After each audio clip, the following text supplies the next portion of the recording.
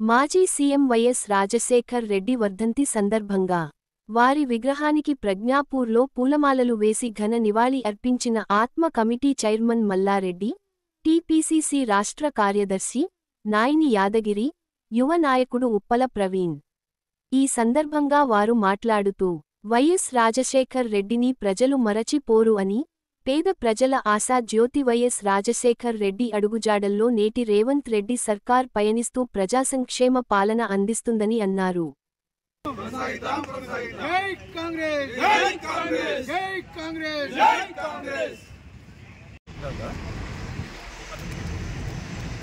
ఈరోజు మన ప్రియతమ నాయకులు బడుగు బలహీన వర్గాల ఆశాజ్యోతి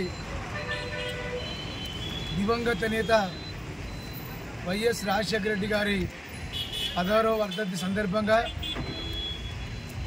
ఈరోజు మరి పూలమాలలు వేయడం జరిగింది.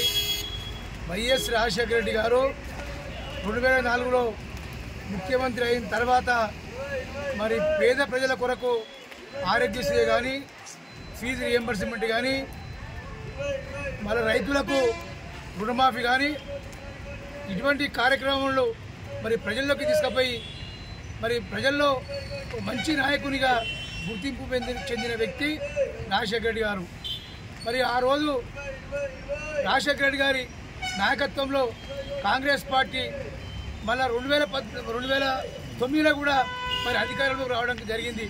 మరి ఆనాటి మరి రాజశేఖర రెడ్డి గారు చేసిన మరి సంక్షేమ కార్యక్రమాలు మరి ఈరోజు కూడా మరి రేవంత్ రెడ్డి గారి ఆధ్వర్యంలో మన డాక్టర్ వైఎస్ రాజశేఖర రెడ్డి గారి 16వ వర్ధంతి సందర్భంగా ఈరోజు పూలమాలలు వేయడం జరిగింది.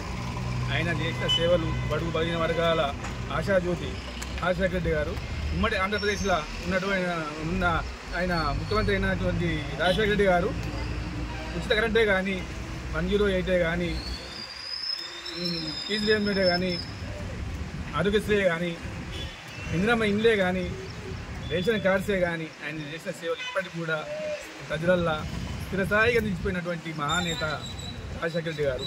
ఆయన అడుగుజాడల్లో మేము అందరం కూడా ఇవాళ ఈ రేవంత్ రెడ్డి కూడా ఆయన అనుసరించే పని చేస్తుందని చెప్పి మేము ఈ సందర్భంగా కోరుకుంటున్నాం.